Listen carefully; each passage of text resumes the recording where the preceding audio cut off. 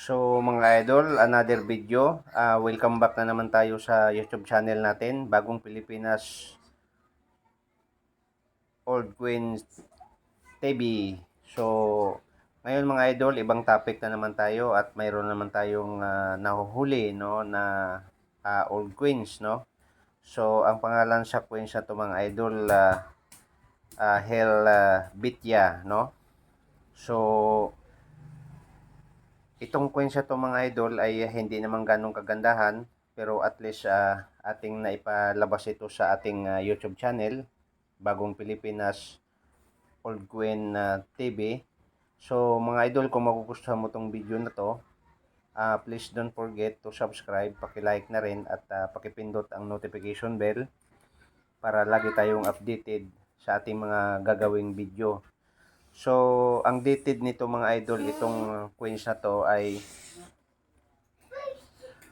medyo hindi naman ganong katandaan no, dahil 2007 siya idol no nag-start, pero nawala na to ngayon sa circulation itong ano na to, itong coins na to mga idol. Pero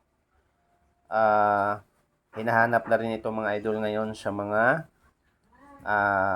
lahat-lahat ng mga collector sa iba't ibang sulok ng mundo. Kaya nga mga idol, sana huwag kayong magsawa sa pagsuporta sa ating YouTube channel no. So ito po yon no, isang babae na nakaupo, ito yung logo no, ayan. So ang likod nito mga idol, para makita ninyo, ayan po yan no, 2FR no, 2007. So 2FR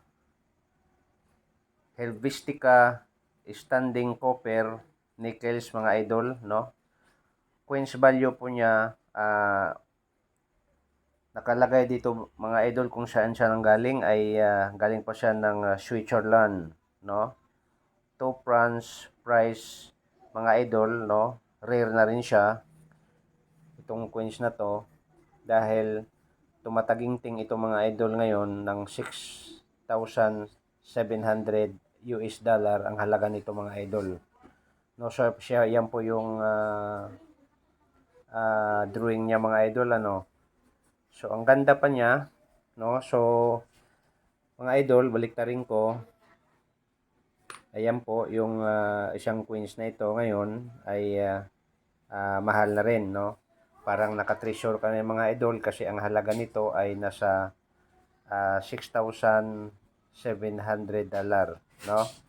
So mga idol, ulitin ko, maraming salamat sa lahat ng mga taga-subaybay sa aking YouTube channel. Sana nasiyahan kayo sa mga naipalabas ko dito ng mga old queens, at higit sa lahat, baka mayroon kayo, sa isang tabi mo lang mga idol, at itago mo, dahil ito ngayon ay hinahanap ng mga collectors sa iba't ibang daigdig no, lalong-lalo na sa numismatic, at higit sa lahat sa ibang bansa no, dahil may nakapagbenta nito mga idol sa heritage auction ng more than $6,700 no.